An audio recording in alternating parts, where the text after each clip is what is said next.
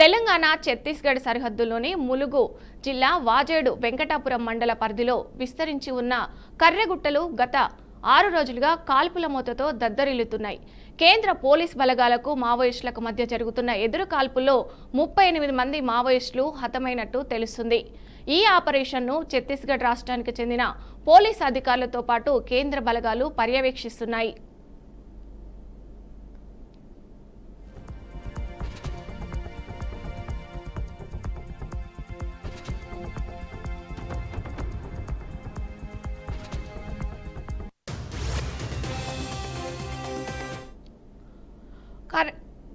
కర్రెగుట్ట ప్రాంతంలో భద్రతా బలగాలు హెలికాప్టర్ల సాయంతో అడవినంతా జల్లెడ పడుతున్నాయి.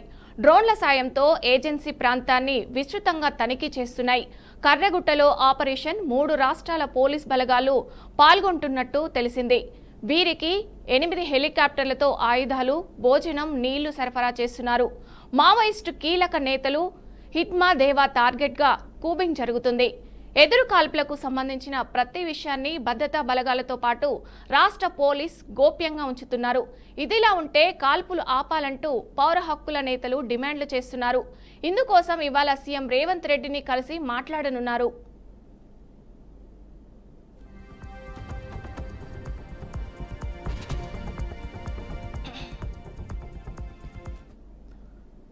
ఇక ఇదే అంశానికి సంబంధించి మరింత సమాచారం మా ప్రతినిధి భాస్కర్ అందిస్తారు. భాస్కర్, గత 4 రోజులుగా కర్రెగుట్టనే బేస్ చేసుకుని కర్రెగుట్ట పైన ఫోకస్ చేసి ప్రధానంగా మావోయిస్టులు అగ్రనేతల్ని లక్ష్యంగా పెట్టుకుని పోలీసులు కొమ్మింగ్ కొనసాగుతున్న పరిస్థితి. అయితే ఆపరేషన్ కగారు తోటి నేపథ్యంలో ఛత్తీస్గఢ్ తెలంగాణ సరిహద్దులున్న కర్రెగుట్టనే లక్ష్యంగా పెట్టుకుని మావోయిస్టులను ఏరువేత కార్యక్రమంతో ఇప్పటికే కేంద్ర బలగాలు కావచ్చు, అటు ఛత్తీస్గఢ్ పోలీస్ బలగాలు కావచ్చు పూర్తిగా దానిపైన ఫోకస్ చేసిన పరిస్థితి ఉంది. అయితే కర్రెగుట్టలో మావోయిస్టు సుప్రీం కమాండర్ ఇడ్మా ఉన్నట్టు వాళ్ళకి సమాచారం రావడంతో ఇడ్మా తోటి చాలా మంది మావోయిస్టులు కూడా కీలక నేతలంతా కూడా కర్రెగుట్ట పైన సంచరిస్తున్నారు. వాళ్ళు ఉన్నారన్న సమాచారంతో గత 4 రోజులు కూడా ఎక్కడ కూడా గ్యాప్ వేయకుండా కంటిన్యూషన్ గా ఆపరేషన్ కొనసాగుతున్న పరిస్థితి, ఇంకా కంటిన్యూ అవుతున్న పరిస్థితి ఉంది. ఇప్పటికే కర్రెగుట్టను చుట్టుముట్టిన సుమారుగా 10,000 పోలీసు భద్రతా బలగాలు, ఇటు సెంట్రల్ పోలీసు కావచ్చు, ఛత్తీస్గఢ్ పోలీసులు కావచ్చు, పూర్తిగా 10,000 పైనే పోలీసు బలగాలు కర్రెగుట్ట చుట్టూ ముట్టడిచ్చిన పరిస్థితి ఉంది. మావోయిస్టులకు ఎక్కడ కూడా అవకాశం లేకుండా బయటికి వెళ్ళాలన్నా కూడా తోకుండా బయటికి వెళ్లే అవకాశం లేకుండా కూడా చెట్టుకొక్కర పుట్టకూరైనా కూడా ఎక్కడ కూడా ఛాన్స్ లేకుండా పూర్తిగా కర్రెగుట్ట మొత్తం పోలీసు భద్రతా బలగాల వలయంలో ఉన్న పరిస్థితి ఉంది. ఇప్పటికీ ఇప్పుడు పోలీసులు జరుగుతున్న కాల్పుల్లో సుమారుగా 38 మంది పైనే మావోయిస్టులు మృతి చెందినట్టు సమాచారం తెలుస్తుంది. అయితే ఆపరేషన్ కగార్ ఆపాలని శాంతి చర్చలకు సిద్ధమవుతున్నట్టు మావోయిస్టులు చెప్తున్న పరిస్థితి. ఇప్పటికే శాంతి చర్చలు చెప్దాం, ఫైరింగ్ ఆపండి, కాల్పులు ఆపండి అని చెప్పి ఇప్పటికే మావోయిస్టులు కీలక నేతలందరూ కూడా ఇప్పటికే పోలీసులకు సమాచారం ఇచ్చిన పరిస్థితి. ఈ నేపథ్యంలోనే పూర్తిగా దీనిపైన ఫోకస్ చేసిన పోలీసులు అయితే చర్చలకు లేదు, ఏం లేదు, చర్చలకు మాట్లాడలేదు, పూర్తిగా ఆపరేషన్ కంటిన్యూ చేస్తున్న పరిస్థితి ఉంది. అయితే నేడు ఇవాళ సీఎం ని రేవంత్ రెడ్డి కావాలన్నారు. పౌర హక్కుల నేతలంతా కూడా వీళ్ళంతా నిన్న వరంగల్లో కీలక ప్రెస్ మీట్ సమావేశంపై ఏర్పాటు చేయడం జరిగింది. ఇది జరుగుతున్న ఎన్కౌంటర్ అంతా కూడా పాలిటిషియన్ ఎన్కౌంటర్, ఇది బూటకు ఎన్కౌంటర్ జరుగుతున్నటువంటి పరిస్థితి ఉంది. కాబట్టి ప్రభుత్వాలు స్పందించాలని చెప్పేసి ఇలా నేతలంతా కూడా ఇలా పౌర హక్కుల నేతలంతా కూడా తెలంగాణ సీఎం రేవంత్ రెడ్డిని కలిసి ఈ మావోయిస్టులపై జరుగుతున్నటువంటి పోలీసు బలగాలు చేస్తున్నటువంటి కాల్పులు ఆపాలని చెప్పి పౌర హక్కుల నేత సీఎం రేవంత్ రెడ్డిని కలిసే అవకాశం ఉంది. ప్రధానంగా జరుగుతున్నటువంటి కర్రెగుట్టపై జరుగుతున్న భద్రతా బలగాలు ఆపరేషన్ నేపథ్యంలో భేటీ అయినతోటి ఇలా సీఎం కలిసి ఈ చర్చలకు పేరుతోటి ఇలా పిలిచి మాట్లాడాలని చెప్తున్న పరిస్థితి ఉంది. నేను ఇప్పటికే సీఎం రేవంత్ రెడ్డి తోటి టైం తీసుకున్న అపాయింట్మెంట్ తీసుకున్న పరిస్థితి ఉంది. ఈ నేతలంతా కూడా ఇవాళ మధ్యాహ్నం ఈవినింగ్ టైం వరకు సీఎం రేవంత్ రెడ్డిని కలిసి ఇలా డిమాండ్స్ అయితే ఏదవుతుందో ఆయన తన దృష్టికి తీసుకొచ్చే అవకాశం ఉంది. లేదంటే ఇటు తెలంగాణ పోలీసులకు ఎలాంటి సంబంధం లేకుండా, తెలంగాణ ప్రభుత్వానికి ఏం సంబంధం లేకుండా కూడా పూర్తిగా ఎందుకంటే ఈ కర్రెగుట్ట అనే ప్రాంతం ఇటు ములుగు జిల్లాలో ఉన్నటువంటి ఏటూరు నాగర్, వెంకటాపూర్, చెర్ల ఉన్నటువంటి కొంత ప్రాంతంలో కలిసి ఉంటుంది. అయితే ప్రధానంగా ఛత్తీస్గఢ్ లో ఎక్కువ ఉంటుంది ప్రాంతం అంతా కూడా. అయితే ఛత్తీస్గఢ్ కు తెలంగాణకు 2 సరిహద్దుల్లో మధ్య ఉన్నటువంటి కర్రెగుట్టను పూర్తిగా తెలంగాణ సీఎం రేవంత్ రెడ్డి దృష్టికి వెళ్లి మాట్లాడాలని చెప్తున్న పరిస్థితి ఉంది. ఎందుకంటే కంటిన్యూషన్ గా గత 4-5 రోజులు కూడా పూర్తిగా పోలీసులు అయితే కర్రెగుట్టని ఆధీనంలోకి తీసుకున్నారు. అక్కడ నుంచే ఫోకస్ చేసి పోలీసులు కాల్పులు జరుపుతున్న పరిస్థితి. ఎందుకంటే మావోయిస్టుల ఉద్యమం ఇప్పటికే బలహీనపడుతుంది, కీలక నేతలంతా మృతి చెందిన పరిస్థితి. హిడ్మానే లక్ష్యంగా పోలీసు బలగాలంతా కూడా ఆపరేషన్ కొనసాగుతున్న పరిస్థితి. హెలికాప్టర్లతోటి, డ్రోన్లతోటి నూతన టెక్నాలజీని వాడుకొని వెంకటాపూర్ వేదికగా అక్కడ పోలీసులకు ఫుడ్ కావచ్చు, వాటర్ ఫెసిలిటీస్ కావచ్చు అన్ని పూర్తిగా అక్కడి నుంచి సప్లై అవుతున్నట్టు తెలుస్తుంది. ప్రధానంగా కర్రెగుట్ట చుట్టూ మొత్తం హెలికాప్టర్లు, డ్రోన్ కెమెరాలు మొత్తం చక్కర్లు కొడుతున్న పరిస్థితి ఉంది. ఇటు కేంద్ర ప్రభుత్వం కావచ్చు, ఇటు ఛత్తీస్గఢ్ రాష్ట్ర ప్రభుత్వం కావచ్చు దీనిపైన ఫోకస్ చేసిన పరిస్థితి. గతంలో అన్ని తెలంగాణ రాష్ట్రాల్లో సీఎం సీఎంలతోటి అప్పటి మొన్న ఉన్నటువంటి హోంమంత్రి అమిత్ షా సీఎంల సమావేశం పెట్టి మావోయిస్టులు అడుగుజాడలపైన మావోయిస్టుల దాని సంచలనం పైన ఫోకస్ చేయాలి, తమ మావోయిజాన్ని కంప్లీట్ గా అణచివేయాలనే ఉద్దేశంతో మీటింగ్ ఏర్పాటు చేసిన దాంట్లో భాగంగానే ఇలా కేంద్ర ప్రభుత్వం సీరియస్ గా దీనిపైన ఫోకస్ చేసినట్టు సమాచారం తెలుస్తుంది. రాష్ట్ర పోలీసులకి ఇటు ఛత్తీస్గఢ్ పోలీసుకు కావచ్చు, అదేవిధంగా తెలంగాణ పోలీసులకు కావచ్చు, కీలకంగా కొంత సమాచారం తక్కువ ఉన్నప్పుడు కూడా ప్రధానంగా ఇక్కడ తెలంగాణ విషయానికి వస్తే తెలంగాణలో కొంత సరిహద్దు ప్రాంతం కలిసినప్పుడు కూడా తెలంగాణ పోలీసులకు కానీ పాత్ర కానీ తెలంగాణ పోలీసుల సమాచారం కానీ ఏం లేకుండానే కంప్లీట్ గా ఛత్తీస్గఢ్ పోలీసు బలగాలు అటు సెంట్రల్ పోలీసు బలగాలు పూర్తి ఈ ఆపరేషన్ కొనసాగిస్తున్న పరిస్థితి ఉంది. ప్రధానంగా చూసుకుంటే మావోయిస్టులు అడుగుజాడల నేపథ్యంలోనే మావోయిస్టులు ఉద్యమాన్ని మావోయిస్టుల మూవ్మెంట్ మొత్తం అణచివేయాలనే లక్ష్యంతో కేంద్ర ప్రభుత్వం దీనిపైన ఫోకస్ చేసినట్టు తెలుస్తుంది. చూడాలి నిజంగానే సీఎం రేవంత్ రెడ్డికి ఇచ్చినటువంటి రిప్రజెంటేషన్ దానిపైన కేంద్ర ప్రభుత్వంతో మాట్లాడతారా, లేకపోతే ఛత్తీస్గఢ్ ప్రభుత్వంతో మాట్లాడి మావోయిస్టులను చర్చలకు పిలుస్తారా, లేకపోతే ఆపరేషన్ కంటిన్యూ అవుతుందో చూడాల్సిన అవసరం అవుతుంది. భాస్కర్, కాల్పుల విషయంలో రేవంత్ రెడ్డిని కలవడానికి పౌర హక్కుల సంఘం అయితే వెళ్ళడానికి ప్రయత్నిస్తుంది. దాని గురించి అసలు ఏం చెప్తారు మీరు? నిజాన్ని, ఎందుకంటే ఈ జరుగుతున్నట్టు ఎన్కౌంటర్లు అంతా బూటకప్పిన ఎన్కౌంటర్లు పోలీసులు కావాలని చెప్పి మావోయిస్టులను మట్టుబెట్టే లక్ష్యంగా ముందుకెళ్తున్న పరిస్థితి ఉంది. అయితే కాబట్టి ఆ నేపథ్యంలో ఇప్పటికే పౌర హక్కుల నేతలంతా కూడా సీఎం రేవంత్ రెడ్డి తోటి ఆ టైం తీసుకొని ఈ ఆపరేషన్ ఆపాలి, పోలీసులు జరుపుతున్నట్టు కాల్పులను వెంటనే ఆపాలి, ఆ మావోయిస్టు ఉద్యమం మొత్తం మావోయిస్టు కీలక నేతలంతా చనిపోయే ప్రమాదం ఉంది కాబట్టి ఇదంతా ఆ పోలీసు బలగాలు చేసినట్టు కేంద్ర ప్రభుత్వం బాగానే ఉన్నట్టు పరిస్థితి కాబట్టి దాని చర్చలు పిలవండి, మాట్లాడాలి తప్ప అంతే తప్ప పోలీసులు కాల్పులు ఆపాలని చెప్పేసి ఈ నేతలంతా కూడా పౌర హక్కుల నేతలంతా కూడా సీఎం కలిసే అవకాశం ఉంది. ప్రధానంగా ఈ ఆపరేషన్ ఆపాలి, ఆపరేషన్ కాగారిని ఆపేయాలని చెప్పేసి దానిపైన మాట్లాడే అవకాశం ఉంది. ఇప్పటికే సీఎం అంటే రేవంత్ రెడ్డి ఏం చెప్తాడో ఎట్లా ఉంటుందని చెప్పి అంత ఉత్కంఠగా వస్తున్న పరిస్థితి ఉంది. రెండు రాష్ట్ర ప్రభుత్వాలు కూడా దీనిపైన ఫోకస్ చేసిన పరిస్థితి ఉంది. అదేవిధంగా కేంద్ర ప్రభుత్వం కూడా ఏదైతుందో గతంలో మావోయిస్టుల ఏర్వేత లక్ష్యంగా పెట్టుకున్నట్టు కేంద్ర ప్రభుత్వం ఇలా పూర్తిగా కరేగుట్ట పైన ఫోకస్ చేసింది. ఇక్కడ సుమారుగా 250 మంది మావోయిస్టులు కరేగుట్ట ప్రాంతాల్లో సంచరిస్తారని చెప్పి వాళ్ళకు స్పష్టమైన ఆదేశాలు సమాచారం ఉన్నట్టు వాళ్ళు చెప్తున్న పరిస్థితి. దానిపైన కంప్లీట్ గా మావోయిస్టు ఉద్యమాన్ని అణచివేసే విధంగా మావోయిస్టు ఉద్యమాన్ని భూస్థాపితం చేసే విధంగా కేంద్ర ప్రభుత్వం దానిపైన ఫోకస్ చేస్తున్న సమాచారం తెలుస్తుంది.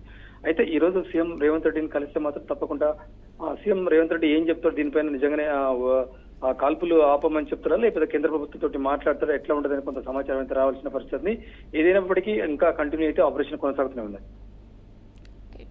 Thank you Bhaskar.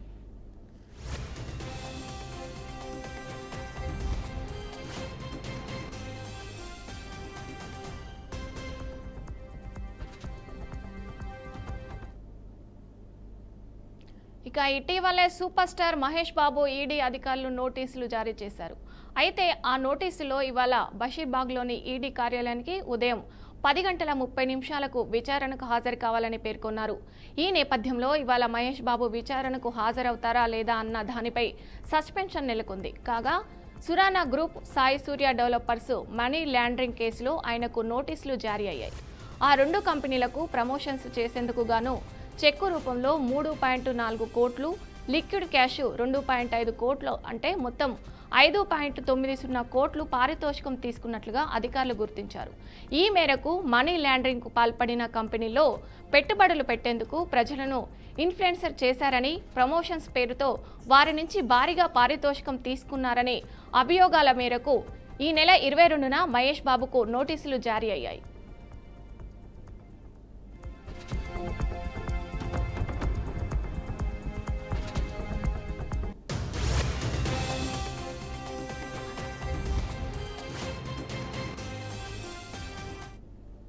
ఇక ఇదే అంశంపై మరింత సమాచారం మా ప్రతినిధి బాసిత్ అందిస్తారు. బాసిత్, విజయ, ఇటీవలే సూపర్ స్టార్ మహేష్ బాబుకు ఈడీ అధికారులు నోటీస్ జారీ చేయడం జరిగింది. ఈ నెల 22వ తారీఖున నోటీసు తీసుకున్న అయితే ఈ నోటీసులలో ఇవాళ బషీర్బాగ్ లోని ఈడీ కార్యాలయానికి ఉదయం 10:30కి విచారణకు హాజరు కావాలని ఆ నోటీసులు పేర్కొనడం జరిగింది. ఈ నేపథ్యంలో ఇవాళ మహేష్ బాబు విచారణకు హాజరవుతారా లేదా అన్న దానిపై సస్పెన్షన్ నెలకొంది. కాగా సురానా గ్రూప్, సూర్య డెవలప్మెంట్ మనీ లాండరింగ్ కేసులో ఆయనకు నోటీసు జారీ అయ్యాయి. ఆ రెండు కంపెనీలకు ప్రమోషన్స్ చేసినందుకు గాను చెక్కు రూపంలో 3.4 కోట్ల క్యాష్ తో పాటు లిక్విడ్ క్యాష్ 2.5 కోట్లు, మొత్తం 5.90 కోట్ల పారితోషికం తీసుకున్నట్టు అధికారులు గుర్తించారు. ఈ మేరకు మనీ లాండరింగ్ కు పాల్పడ్డ కంపెనీల్లో పెట్టుబడులు పెట్టేందుకు ప్రజలను ఇన్ఫ్లుయెన్స్ చేశారని, ప్రమోషన్ పేరుతో వారి నుంచి భారీగా పారితోషికం తీసుకున్నారనే అభియోగాల మేరకు ఈ నెల 22న మహేష్ బాబు నోటీసు జారీ చేయడం జరిగింది. ఈ నేపథ్యంలోనే అతన్ని ఈ రోజు విచారణకు హాజరవుతారా లేదా అనే విషయంపై సందిగ్ధం నెలకొంది. Vijaya. Okay, thank you Basit.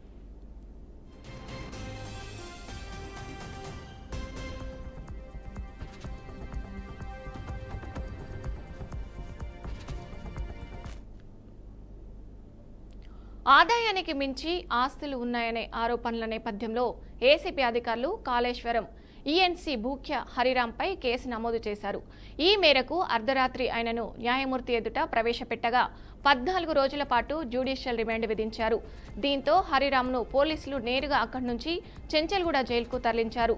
తనిఖీల్లో భాగంగా ఏసీబీ అధికారులు హరిరాంకు చెందిన ఇల్లు, కార్యాలయాల్లో, బంధువుల నివాసాల్లో ఏకకాలంలో 14 చోట్ల సోదాలు నిర్వహించారు. దాదాపు ఆయన పేరు మీద 200 కోట్ల ఆస్తులు ఉన్నట్టుగా అధికారులు గుర్తించారు.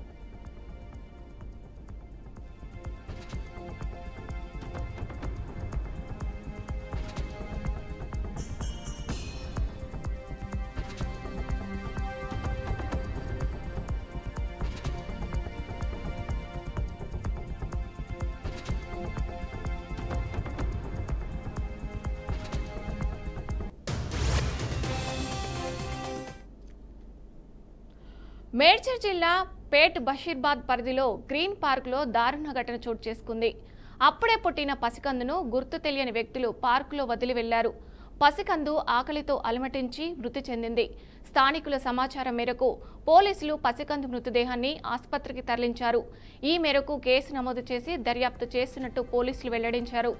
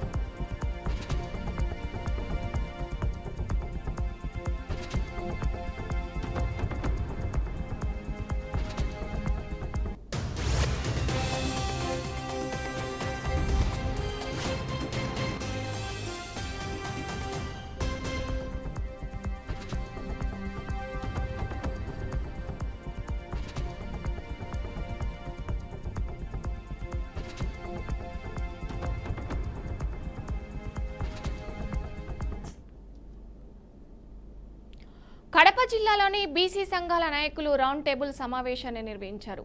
ఎన్డీఏ ప్రభుత్వం కులగణనలో బీసీలకు 52% రిజర్వేషన్ అమలు చేయాలని అన్నారు. ఎన్నికల సమయంలో ఓటు బ్యాంకు రాజకీయాలకు బీసీ ప్రజలను పావులుగా వాడుకొని ఓట్లు వేసుకునే దిశగా అడుగులు వేస్తూ సీట్ల కేటాయింపులో మోసం చేశారని ఆరోపించారు.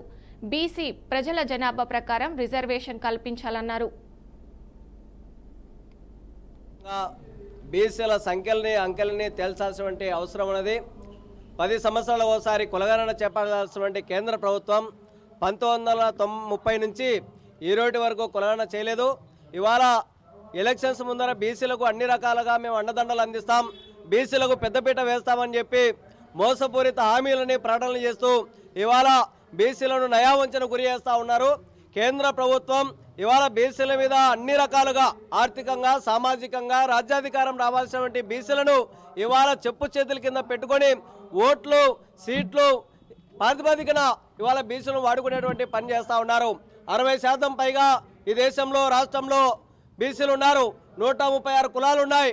వీళ్ళందరికీ కూడా కులగణన చేపట్టి అన్ని రంగాలలో ఇవాళ వాటా కావాలని చెప్పి మేము డిమాండ్ చేస్తూ ఉన్నాం. భారతదేశంలో 140 కోట్ల జనాభాలో దాదాపుగా 75 కోట్లు ఓబీసీలు ఉన్నారు. అంటే ప్రపంచంలోనే ఒక 20 దేశాల జనాభా కలిగిన ఒక వర్గానికి మరి భారతదేశంలో ఒక మినిస్ట్రీ లేకపోవడము చాలా విచారించిన విషయము. అలాగే ప్రైమ్ మినిస్టరు కూడా ఓబీసీ అని క్లెయిమ్ చేసుకుంటున్నాడు. మరి ఆయన 11 సంవత్సరాల నుంచి ప్రైమ్ మినిస్టర్గా ఉన్నాడు. మరి ఆయన కూడా జనాభాలో బీసీల గురించి ఆలోచన చేయడం లేదు. అలాగే రాష్ట్ర ప్రభుత్వం కూడా బీసీ వెన్నెముక, బీసీ ఓట్లతో మేము వస్తున్నామని చెప్తున్నప్పటికీ కూడా మరి వాళ్ళు కూడా జనాభా తీయడం లేదు. పక్క రాష్ట్రము మరి జనాభా తీసి ఇక్కడ చైతన్యం వాళ్ళు ఆ యొక్క తీసిన దానివల్ల ఈ ఆంధ్రప్రదేశ్లో ఉన్న బీసీలు కూడా చైతన్యమయ్యి ఇప్పుడు అన్ని రకాలుగా బీసీ జనాభాని తీసే తప్ప మాకు మోక్షం లేదని తెలుసుకున్నారు.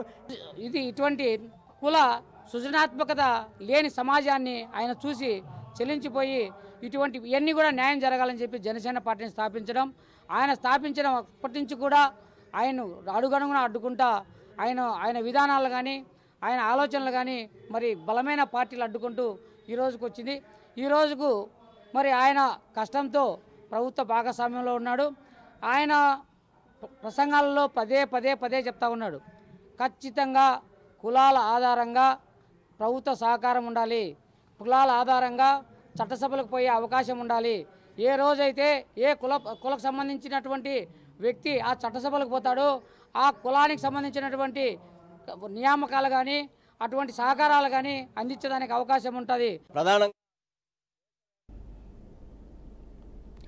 జమ్మూ కాశ్మీర్లోని పహల్గాం ఉగ్రదాడి అనంతరం ముష్కరులపై వేట ప్రారంభించిన భారత భద్రతా బలగాలు జమ్మూ కాశ్మీర్లోని ఇందిరాపారా జిల్లాలో లస్కారే లోయిబాకు చెందిన ఉగ్రవాది జమీల్ అహ్మద్ ఇంటిని పేల్చివేశారు. ఉగ్రవాదుల ఇల్లు పేల్చివేతలో ఇది 9వ ఘటన. జమీల్ 2016 నుంచి లస్కారేలో క్రియాశీలకంగా ఉన్నాడు. గత రాత్రి త్రాల్ ప్రాంతంలో పాకిస్తాన్కు చెందిన ఉగ్రవాద సంస్థ జైషే మహమ్మద్ సంబంధాలున్న ఉగ్రవాది అమీర్ నజర్ ఇంటిని కూడా భద్రతా బలగాలు పేల్చివేశాయి.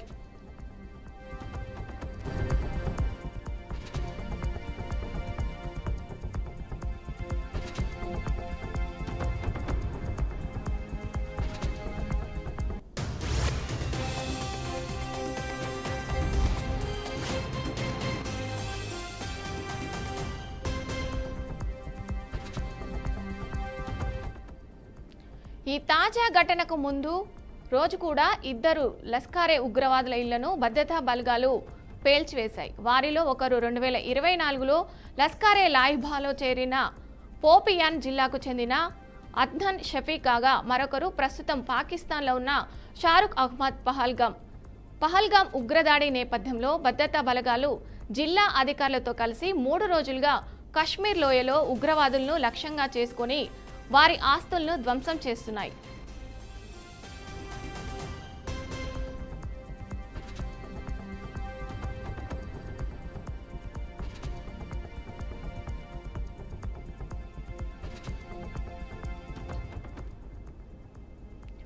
పహల్గాం ఘటనలో కీలక పాత్ర పోషించిన లస్కారే తోయిబా ఉగ్రవాది అదిల్ హుసేన్ తోకర్ నివాసాన్ని బీచ్ బెహారా ప్రాంతంలో భద్రతా బలగాలు బాంబులతో పేల్చివేశాయి.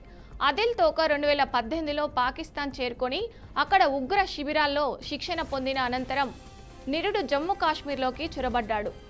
పహల్గాంలోని బైరాసన్ విడోస్లో 22న జరిగిన పర్యటనపై దాడి ఘటనలో కీలక పాత్ర పోషించినట్టు సమాచారం.